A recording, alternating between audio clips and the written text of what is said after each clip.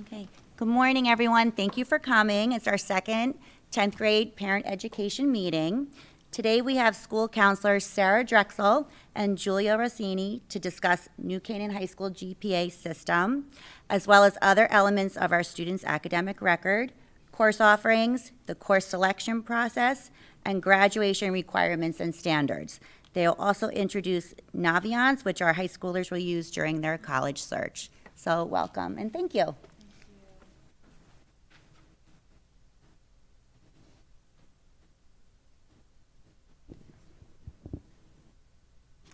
Okay, and if you start to notice more people coming in, we do have chairs that we can pull down so that everybody has a seat. All right, welcome. As we gather today, we extend a warm greeting to each of you. Sophomore year, a delightful phase within the high school odyssey, is an intersection of growth, exploration, and budding opportunities. It marks a pivotal stage where your teens have gracefully navigated the initial transition into high school and now stand poised before the exhilarating prospects that lie ahead. This year offers a harmonious balance, a sweet spot between familiarity and novelty. Your students have acclimated to the high school rhythm, finding their stride amidst academic challenges and extracurricular pursuits. Sophomore year grants them the chance to delve deeper into their interests, expand their horizons, and solidify the foundations laid during their freshman year. It's a year where we guide them towards discovering their passions, nurturing their strengths, and assisting them in charting their unique paths towards success. Importantly, it's a time where we can collaboratively explore the opportunities that await, ensuring that each student is equipped with the tools and insights to thrive in the years to come. While the horizon of junior year might appear on the distant landscape, let us cherish this present moment, a time of learning, self-discovery, and growth. Together, we'll celebrate their achievements and navigate the intricacies of this pivotal year, preparing them with confidence for the exciting journey that lies ahead. Our department thanks you for your trust and partnership in nurturing these incredible young minds. Let's embark on this journey together, embracing the splendid possibilities that sophomore year brings. I love the sophomore year, as you might be able to tell. So we'll dive into what's ahead. For today, the agenda and our goals that we have are for you to leave with a better understanding of the NCHS GPA system and elements of the student's academic record. We'll talk a little bit about our course offerings and the course selection process. Graduation requirements and standards we'll discuss, and then we'll get into Naviance. So what's ahead? Sophomore year is all about exploring and goal setting, discovering academic and potential college majors and careers, and creating a path for the future. So just know that's our lens when we're working with our sophomores. These are the goals that we have for them for this year.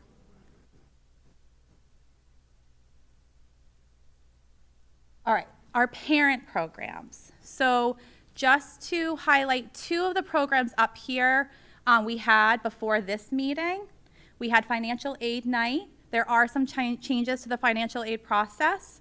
That video is posted on our website, so you have access to that. Were any of you able to attend the college panel that was last week? Okay, wonderful. I hope you found it beneficial. I know I took a lot from the meeting. The school counselors had an opportunity to meet with the panelists for dinner before, which was very informative. That video is also posted. It's lengthy. I don't know if any of you felt sitting through it. It was a bit lengthy too. There's so much there. So it's definitely a video to keep close and to maybe go back to. Save the dates. So we have creating a testing plan that is scheduled for February 8th. Last year we held it over Zoom, to be determined if that will be the format for that date. Also, for those of you coming in, please just feel free to grab a chair so you're comfortable. And then this is the PFA. You know, you're hosting us for the sophomore education meeting, so thank you for that. And then also we'll come together as a whole department in the spring. And that date for your calendars is May 30th, 2024. Seems crazy.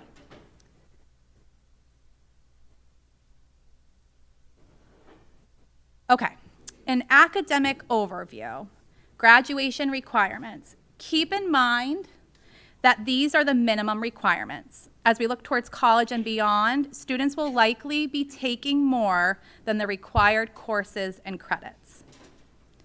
So for example, world language, while 1 year is required, we really encourage students to take 3 to 4 years depending on the student, their needs, and their post-high school plans.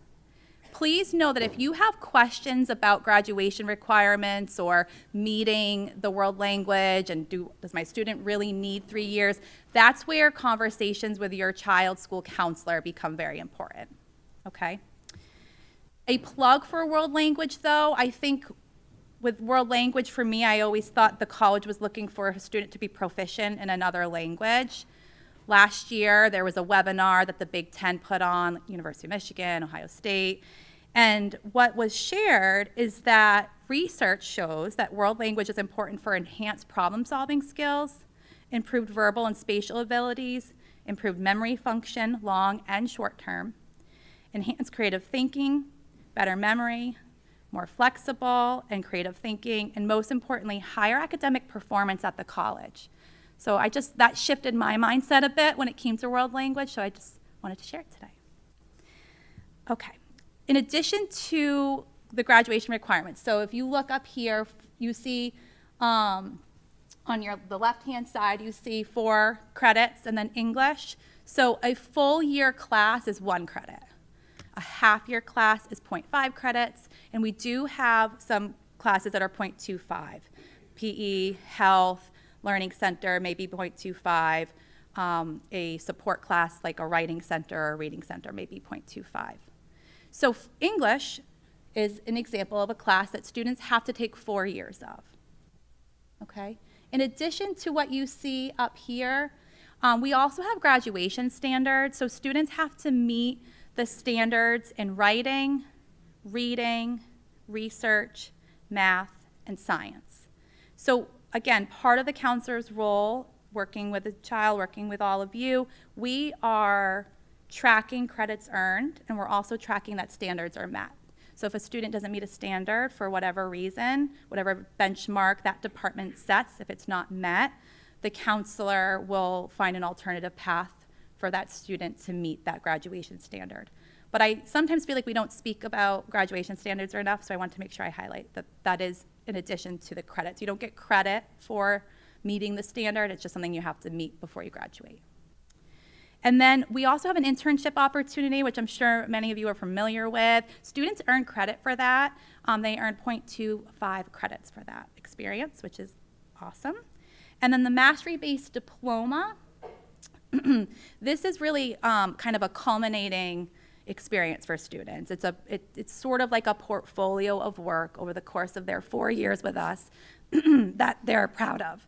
And that demonstrates that they've really kind of met proficiency and exceeded it, potentially a lot of our students. So that's also a graduation requirement. Students earn 1 full credit for that, and that's something that we work with them starting in their senior year. So I think that that's everything for the graduation requirements. Okay. How many of you have seen this document? It's an academic roadmap. I hope many of you have. This is something that we work on with students during their freshman appointment. So it's an opportunity, and we're actually right now meeting with our freshmen for their appointments.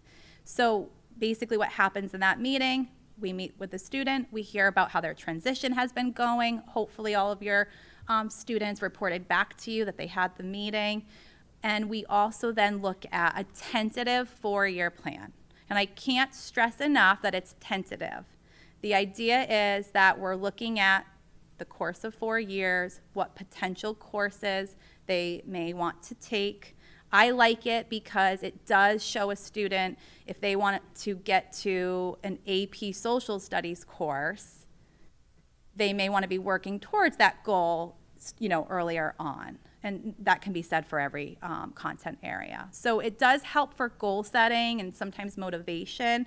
And also sometimes I have students who want to make sure they get certain electives, and how do you fit it all in, which can be tricky. So this may change, it should change, but just know it's something that, that we have and we can revisit.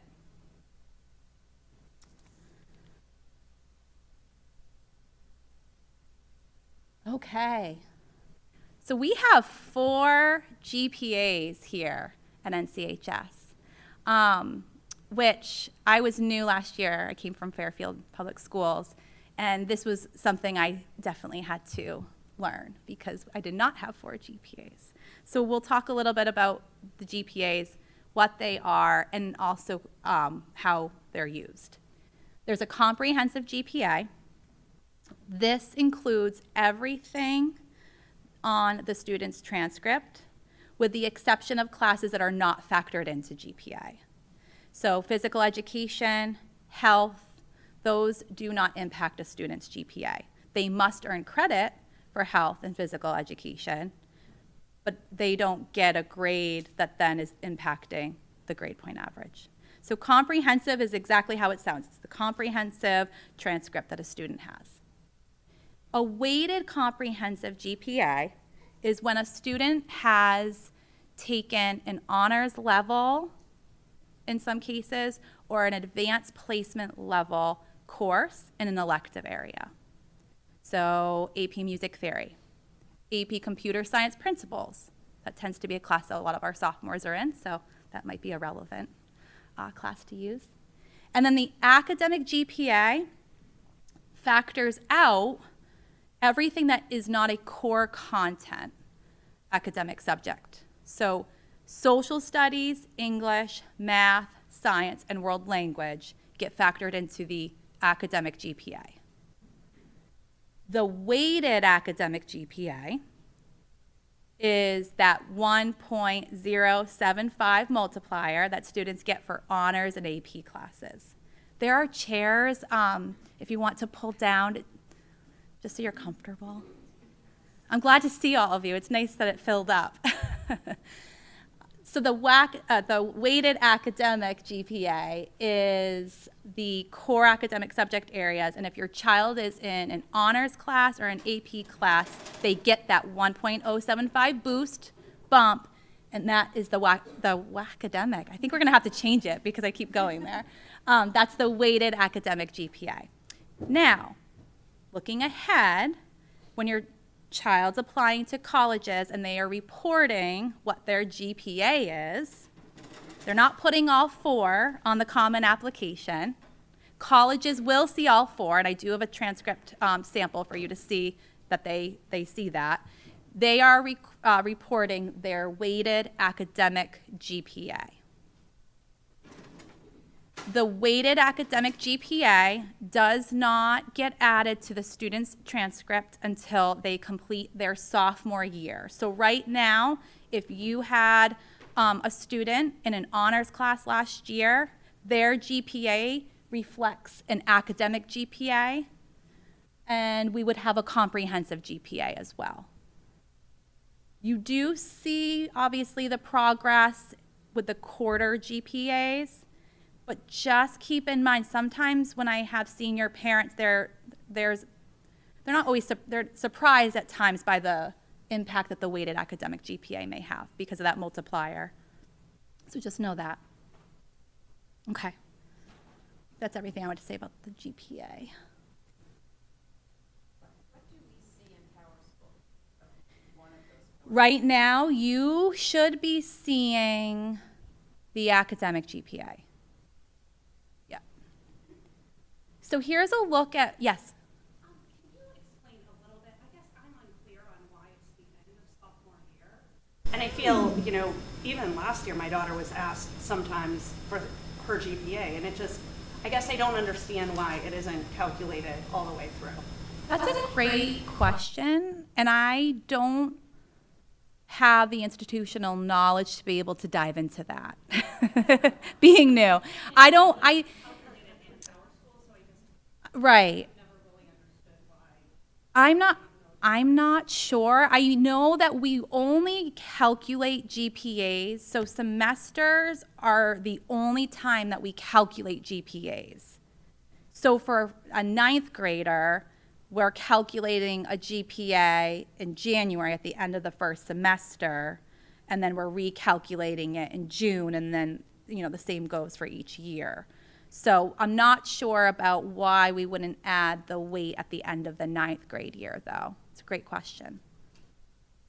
I could take your name and we can find out for you. That's a great, yes, okay. You know what we can do?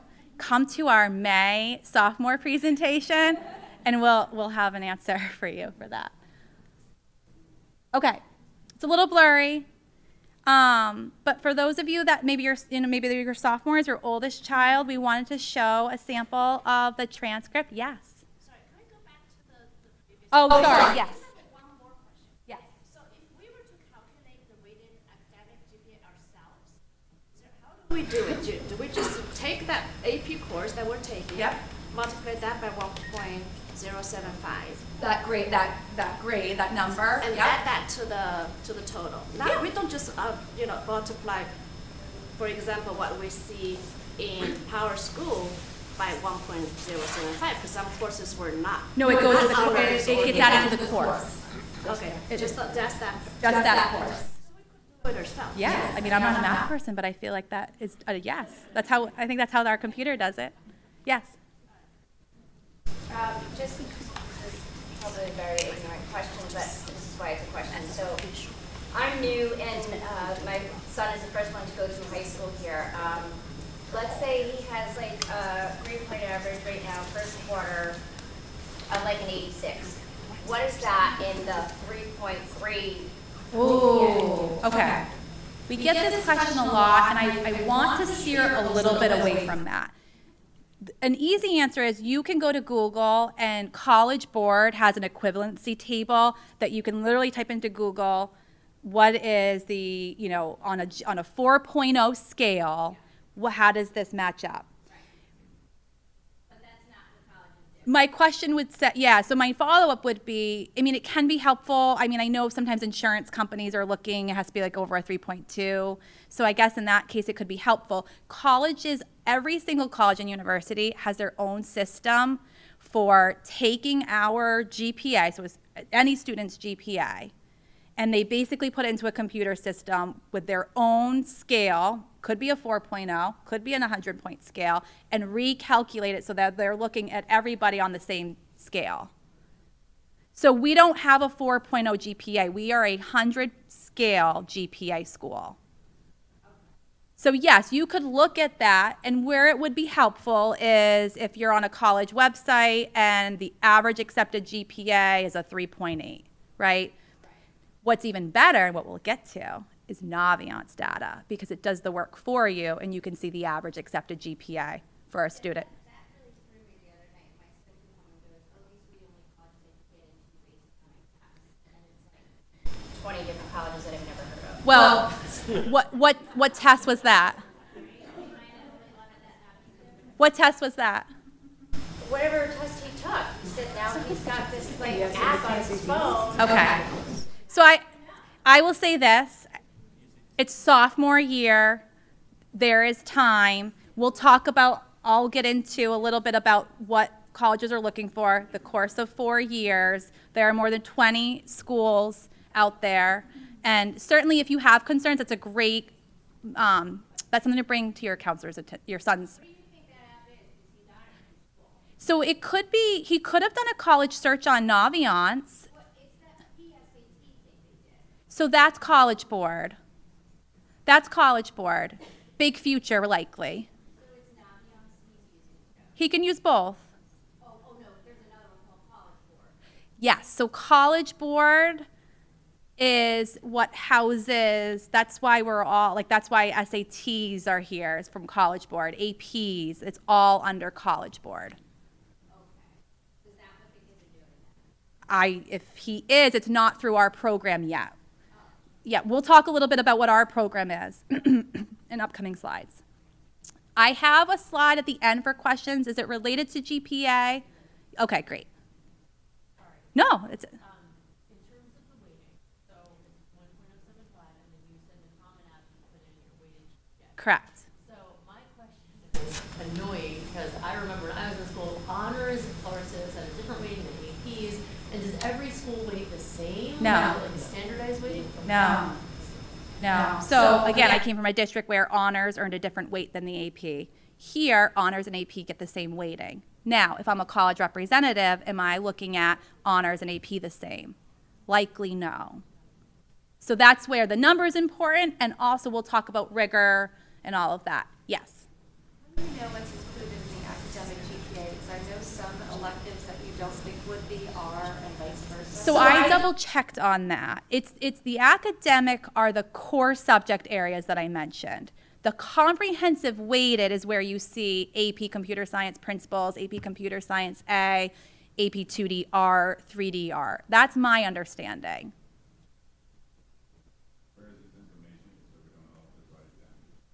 This is being recorded as we speak. So on the PFA website after this. Definitive language that helps. Yeah, I mean, that's definitive. So our comprehensive GPA, the weighted, that's where AP Computer Science and our AP elective courses are. Otherwise, there'd be no weighted comprehensive.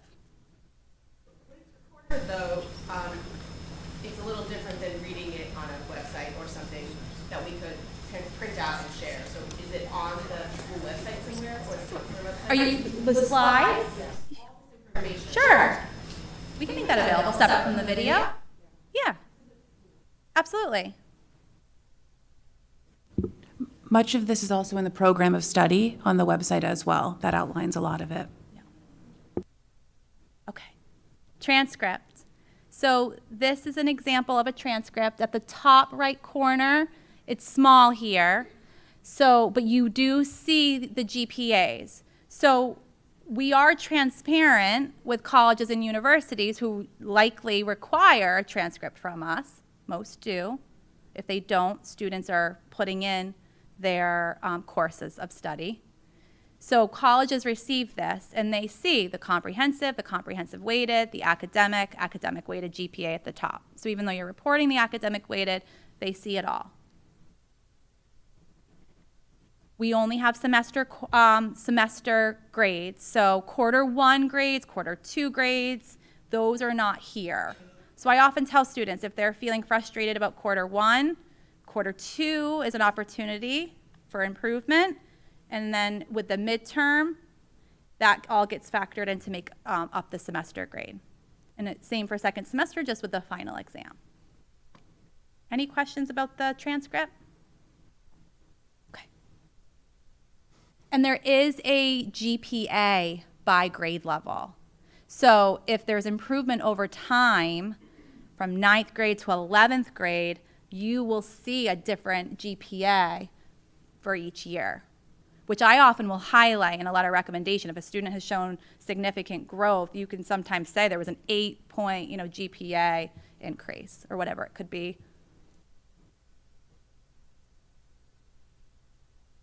Okay. So we've started to talk about AP and honors courses. What we would say as a department, these are individual decisions. Students will have guidance and support from their teachers and counselor when making these decisions. It's really important to consider areas of strength and interest. We know that we have very talented, capable students with tremendous aptitude. When selecting courses, it is important to remember balance. So some questions to consider when you're helping your child think about course selection, which, by the way, we start the process January. They'll have conversations with their teachers. They'll meet with us in February. So that's about the time that these conversations start to happen. Thinking about how much time does your student currently spend doing homework and studying? Do they have the skill set to be successful in honors or AP level courses? Skills like preparedness, self-initiation, self-advocacy, and curiosity about the subject really do matter. And a plug for teacher recommendations. Our teachers really do get to know students. They know the student as a learner in their classroom setting. They know their strengths and they know their areas for growth, and also they know what's ahead. So our departments work very closely here, and they know what's coming and what the student may be able to do. So I can't say it enough that teacher recommendations are important. Please know that no one is behind at this point. Considering honors and AP classes as a student enters junior and senior year is right on track.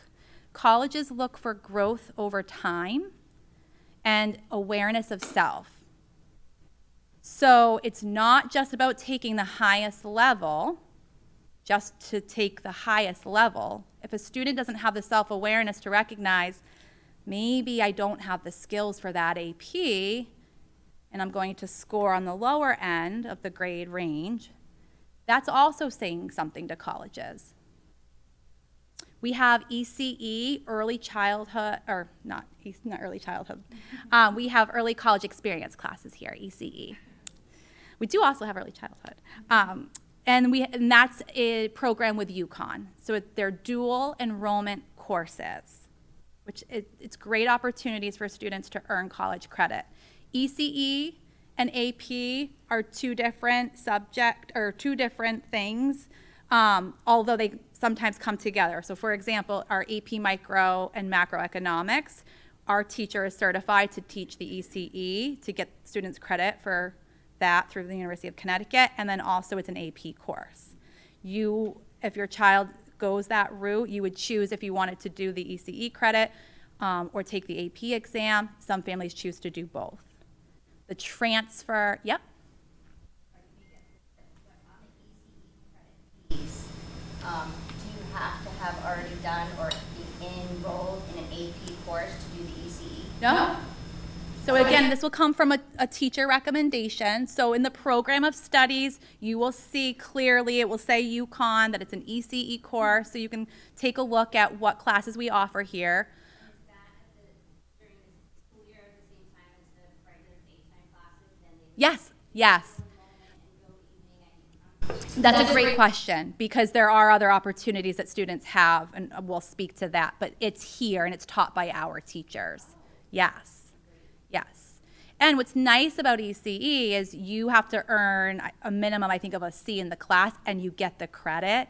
You're not waiting to take the AP exam in May and hoping for that 4 or 5 to get the credit for the college. So just something to be aware of.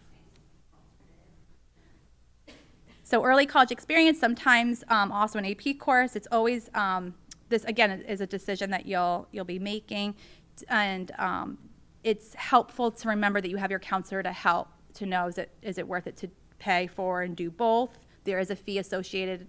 If some of you have registered for AP exams, you know that you pay to take the exam, or your child does, or you pay for your child to take it. And then ECE, there is a cost associated with it because they are getting UConn credit and they get a UConn transcript at the end. We also have Project Lead the Way, which is college level pre-engineering courses. It's affiliated with the University of New Haven, and that's part of our career technical education program. And then our TV broadcasting, we have an honors level course that it's a collaborative course through the Norwalk Community College. It's here, it's with our teacher, but again, it's that kind of dual enrollment model. We have a partnership with NCC. A student with a B average, if they're an independent student, and they may have opportunities to take an entry-level college course. And to an earlier question, that happens at Norwalk Community College. So that's usually the student who's very motivated, and it is an opportunity that they have. But it's in addition to everything they have here. Would that be something accessible to them during the summer? Typically it lines up. I don't know how many courses are offered over the summer, but we could look into that. Usually it lines up to the school year and the semester schedule of the Norwalk Community College. They don't offer as many partnership programs over the summer as they do during the year. What classes are typically taken there? English, we've seen human anatomy. Yep, there's some creative ones. Trying to think what our department chair definitely had a student taking something last year.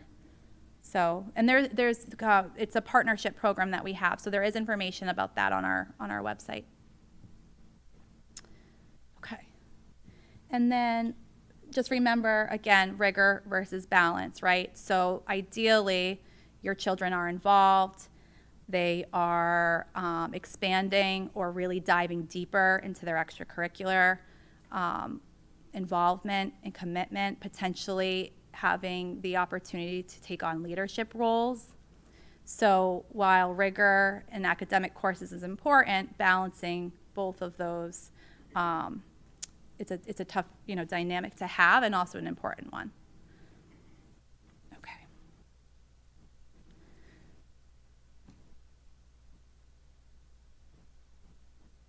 All right, so looking ahead, the post-high school planning process, yes. It's the same, 1.075 multiplier. Yep. That being said, an honors class is, viewed, I would say, differently than an AP level course, right? So an honors class is probably, here, and then AP's a step above as far as expectations, time outside of class that they're going to be doing their homework, all of that. So the weight's the same. I would say expectations are different.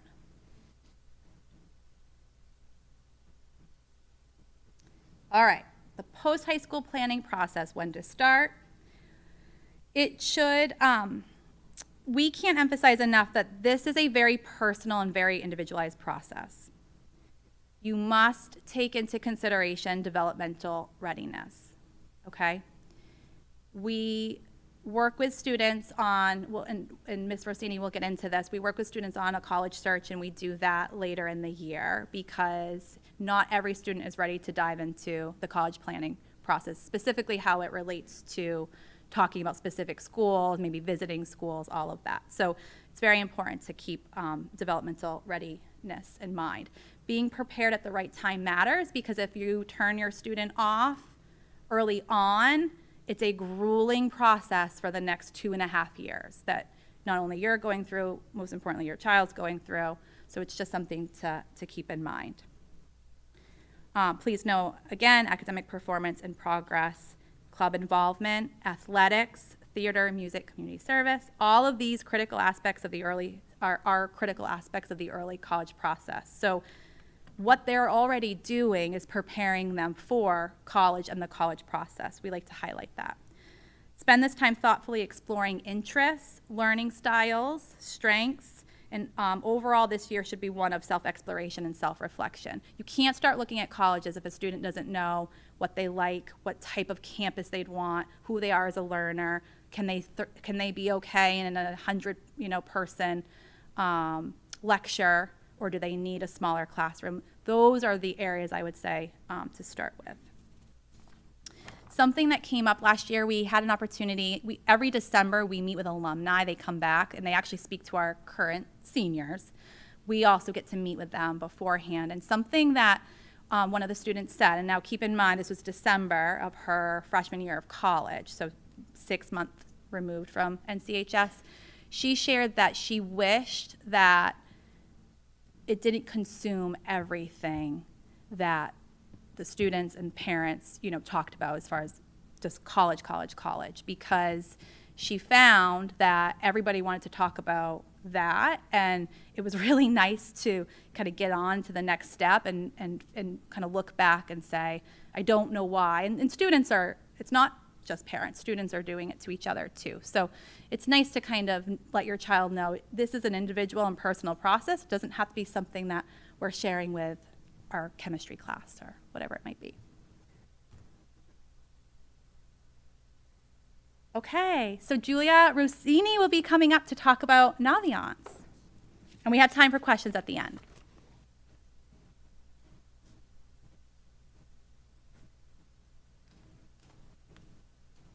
Morning. I want to also take a moment. If anyone wants to grab a chair, this is a good little break. Feel free, grab a chair, get comfortable. I'm Julie Rossini. It's so nice to be here.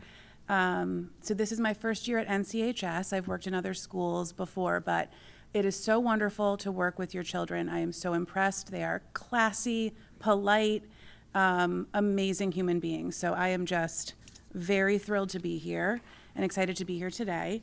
Okay, so we're going to start with Naviance. This is a tool we're going to be utilizing with our students throughout the next few years, and which leads us into the college application process.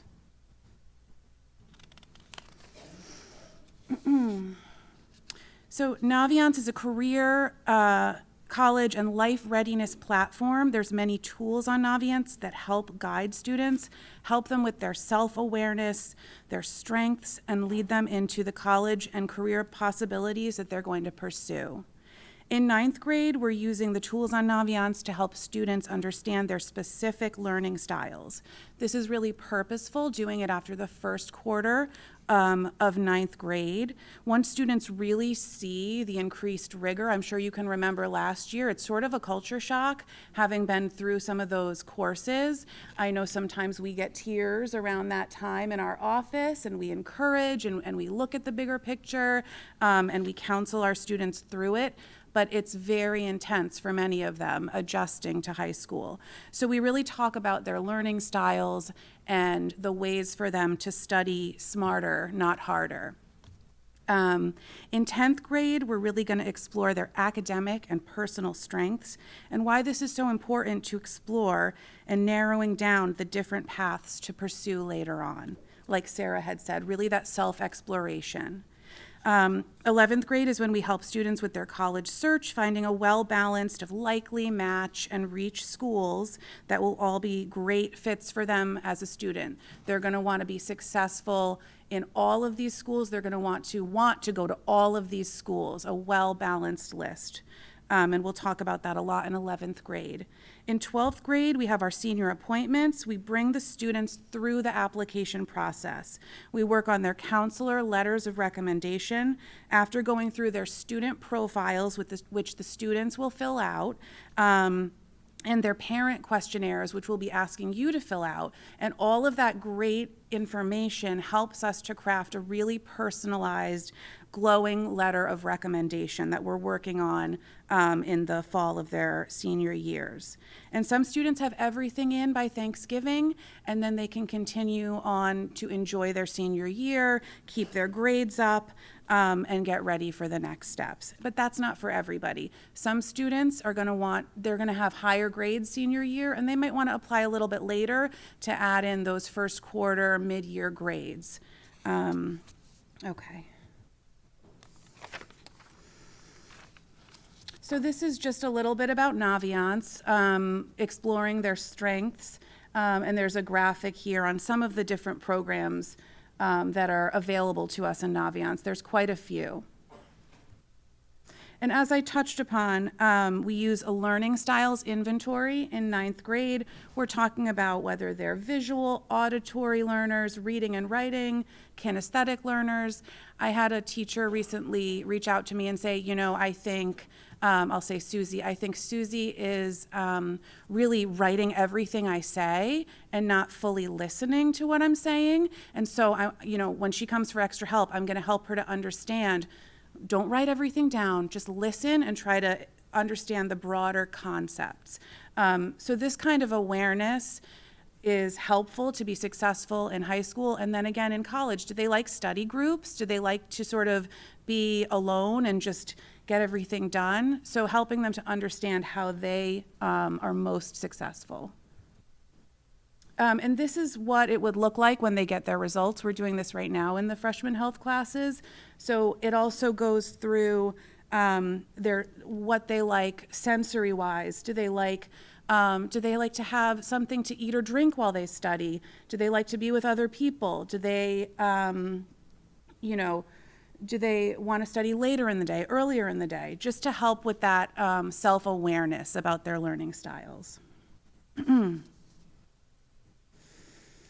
So during sophomore year, we focus on who they are and how this helps them to start focusing on their future goals. In January, we're going to go into their health classes and start discussing their career paths.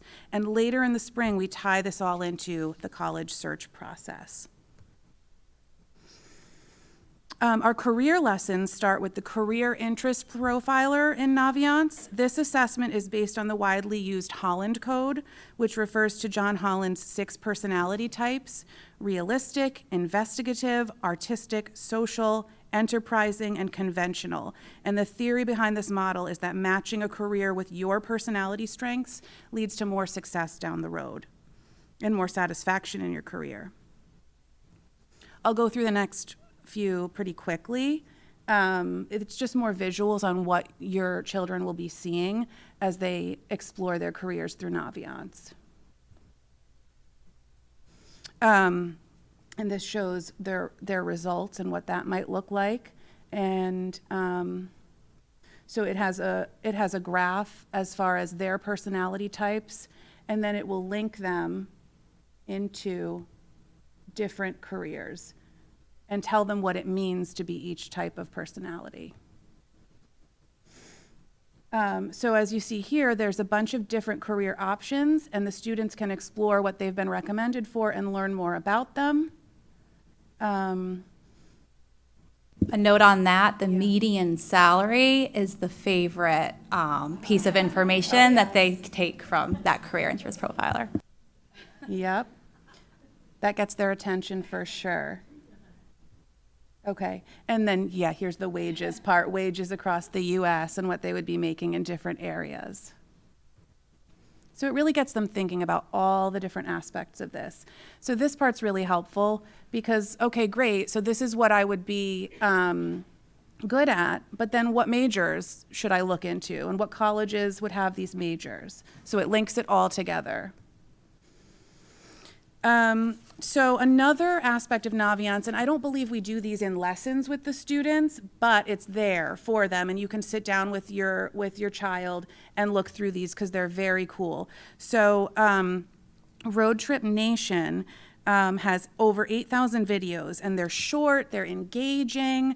They show inspiring videos of professionals that are loving their jobs, that are really digging in and out there. So it gets kids thinking about different opportunities, and just hearing different people's stories is a great way for them to connect with this. Okay, so we've discussed 9th and 10th grade programming a bit, and the college exploration process continues into the 11th grade. 11th graders explore college options and store a list in Naviance. This is really helpful for us as counselors. Counselors can suggest other colleges to add to their lists, and we will discuss testing options with our students and their plans for SATs or ACTs, keeping in mind that the majority of schools are still test optional. We will also have junior appointments with parents present for those. Parents come to the junior appointments. They do not come to the senior appointments. And then we really get the college process rolling at that point. This brings us to senior year, where students apply to colleges. Seniors complete their applications, obtain letters of recommendation from teachers and their counselor, and many students could be done by the holidays. There's much more to come from us on junior and senior years. We do things very systematically, so we're not giving you, information overload all at once. So just check those emails. If you can come to future events, we'll dig deeper into junior and senior years when it's the right time. So. And then just a note about Naviance, just generally speaking. Students have access to Naviance. They can access it. It's web-based platforms. They can access it from home. Parents do not have their own login, so we encourage parents, if it's something you want to do with your child, have them log in with you so that you can see everything that it offers for students. The results that Mrs. Rossini showed up there with that 9th grade learning styles page where it said summary, you should be able to see the results of your child's learning styles inventory. So maybe they didn't struggle last year or they're starting to struggle this year.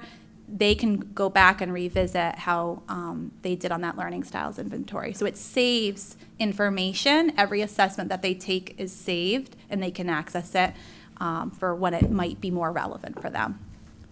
So we'll take any questions, or we'll take questions, maybe not any, related to this presentation. Yes. How do we as a parent access Naviance?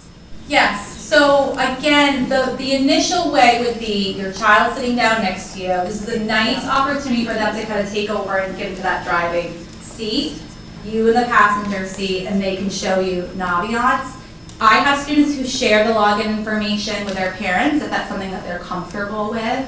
But it's not something that we would encourage the parents to do too much on their own, just because it does sometimes misrepresent what the student's doing versus what the parent's doing. So I love parent involvement, and also it makes me sometimes think that the students, oh, they're really on Naviance quite a bit, and it's not always them. So just something to keep in mind. Yes? I have another question. So you said that we can, I haven't seen the Naviance yet, basically we can log in and to see what the assessment was in the 9th grade in terms of the learning style, the personality. Who determines their personality and learning style? Was that, so it's there already that we can see? They took it last year in their health They class. took it, okay. I see. Yes, Okay. and it's all research based. Okay. So it's all tied to theory, as Mrs. Rossini mentioned, career interest profiler, Dr. Holland, so the learning styles, everything's tied back to research. That being said, students don't always take it seriously, so if you were like, that's not my child, we can reset that. Yeah, okay. Yeah. So are you testing them again, like in 10th grade to see the learning style? Not learning That styles. changes, like- Yep, that's when we do the, Okay. I just want to add too, it's really for self-exploration. The colleges won't see it, we don't necessarily, it's more to start conversations about what they want to do next. It doesn't sort of pigeonhole them, well, you're artistic, so you have to go to art school. It's not like that at all. And sometimes it's all self-disclosure too, so of course we have to take it with a grain of salt. It's more a tool to really get us going. Quickly, our student has that login information? yes, and it's single sign-on, so if they access if they use ClassLink, they just click on Naviance Student, sign in with their NCPS. Okay. I texted my child in this meeting and he said, "What's that?" So we'll have a little conversation. I mean, to that point, is this program essentially my child It is, and again, that really goes back to developmental readiness. I have 9th graders who took the Learning Styles Inventory, learned a lot from it, saw the college tab in Naviance, shifted gears and started to explore on their own, and by junior year, they've added colleges to their colleges they're thinking about list. And that was all that child's decision to do that. So it really depends on the value that they place on this information right now. It's a useful tool that but it's not something that we, require that they're logging a certain amount of hours on or anything like that. But some students may just think it was like, oh, a personality test, I'm not interested. Do they know? that No, it's like we explain very comprehensively the purpose of it, how we use it each year. They get, honestly, part of the slide they get in their health classes last year. I know you both mentioned you're relatively new to Canyon High School. Did you use Naviance in your past jobs or a similar platform? Yes, many schools do use it. There's a few other platforms out there that are similar, and I know we as a department have been looking into what those are. I know Naviance is also linked with Power School, and it's probably the most popular. But yes, in other high schools I have used it. Yes, I would say one difference that I've experienced here is that when it comes time for college applications, we really track and use the data. So when I meet with a family in February, starting with junior appointments, I can tell the family how many applications we had, who was admitted, what GPAs they had. We obviously don't disclose name or information. What test scores they had, did they submit test scores, because of how much we track and how carefully we track that information. So it's used very differently depending on the district. And it's something that I really do appreciate here. The scatter graph functionality, is that available to our sophomores right now? Could you talk a little bit about that? Sure, so scattergrams. So when your child's ready, they are able to log in and see where they may fall as far as a college acceptance. So the scattergrams is a visual representation of who was admitted and also who was not admitted. So they're able to see, and it's very visually kind of easy to navigate. It's green if they're admitted, red if they were not admitted, and it shows where they fell with their grade point average and their test scores. What gets tricky is the test score piece, and again, I don't want to dive into too much information here, but if you're using the scattergrams, it's probably helpful to stick to the grade point average information just because we're trending higher with the test scores at the college level because only certain students are submitting test scores. So last year, only like 42% of our seniors submitted test scores, so that data point I find may not be as useful, but the grade point average is accurate, and why you want to use Naviance is because it takes into consideration our GPA system. So the information that you see of who was admitted are NCHS students. It's not taking in other districts, and it's our students that were admitted to that institution. So that's why it's a useful tool. And the scattergrams is one way to see it visually. Is that a separate program, scattergrams, or is that part of Naviance? It's all part of Naviance. Scattergrams, you said? It's just a data point. It's not a program. It's just something that students can see when they go to the college. They can see who got in with what. So does that then breed a lot more competition between them where they can be like, oh, I saw you didn't get it. They don't see names. Oh goodness, no. Oh, okay. No. Yes, please don't take that with you today. No names are shared. No name, and actually what Naviance does, let's say it's a school that only one person was admitted to, data's left off. Okay. Because you could clearly know that it was so-and-so. And it's also data from many previous years leading up to now. It's not this year's data and no names. So it just gives them an idea visually on the likelihood of getting in. So how many years of data is in there? So we just updated it. Last year I think we had, certain features have 10 years of data. There's certain things we can't control. I don't want to dive too far. There's an overlap. So if you identify a college that you like, let's say you like Fordham. I know I like Fordham. I'm going to click on overlaps. People who apply for Fordham also apply to these schools, and it gives you a list. And early on, how you can start to find some trends or themes, right? That data is from 10 years up until the class of 2023. So it's skewed a little bit because pre-COVID, college was very different, right? The scattergram data, I believe we have set to 5 years. And honestly, we might have even shifted it to 3 just because post-COVID has just been so vastly different. But in the individual appointments, we look at data from the prior year. And that's how we really advise. Would it show how many students applied and how many students got in per year? Yes.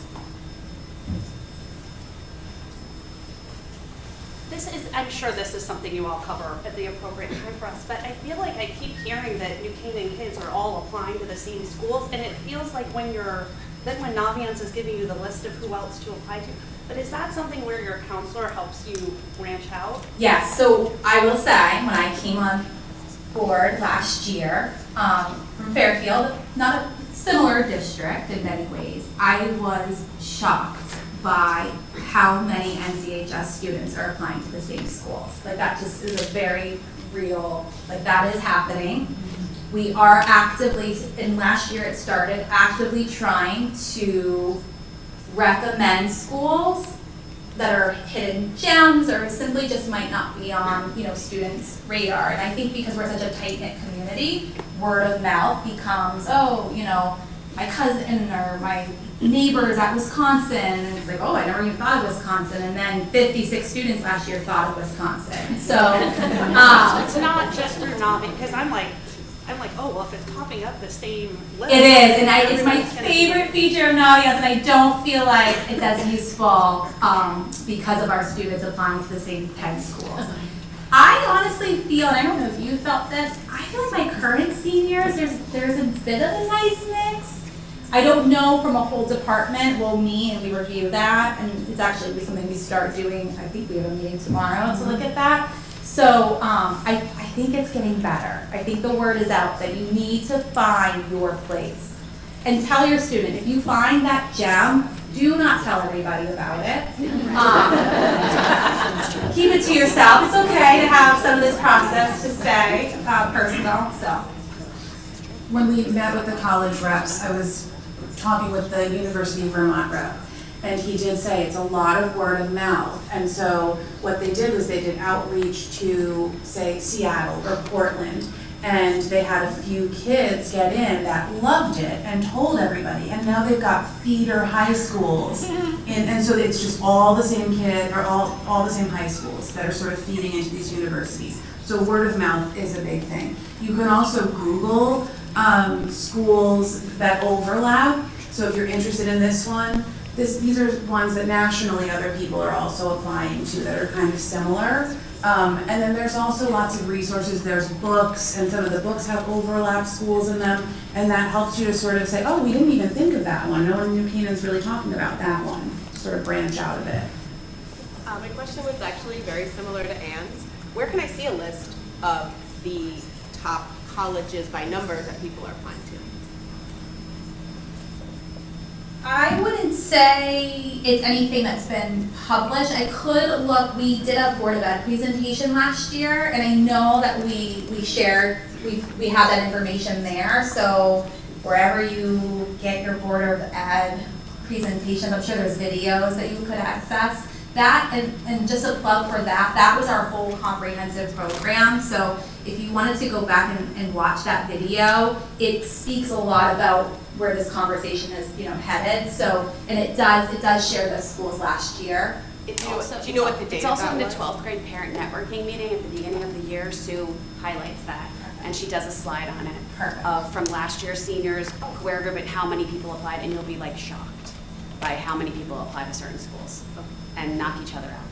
Do you know what the data? So, but it should be in this year's 12th grade, like the very first parent education meeting. I'm pretty sure Sue covered. And that's probably recorded? It is, Okay. yes. The Board of Ed was the May date, Okay. right after AP exams, so, and before Memorial Day. While there will be more competition with New Canaan students to those schools, these schools also know us, and they might really like New Canaan kids. So, it doesn't mean avoid these schools, but maybe have a balanced list of some hidden gems as well. Yeah, we have schools that will accept 15 of our students. So certainly, and you'll see that data, you'll know, we do well there. And we are working very hard with schools that do not accept our students. So we're visiting, we're traveling, we're bringing them to dinner at Roger Sherman Inn for the college camp. So we're working on it.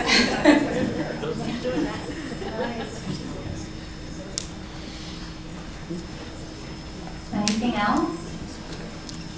Wonderful. So we will see you again soon. Thank you for your time. Thank you so much.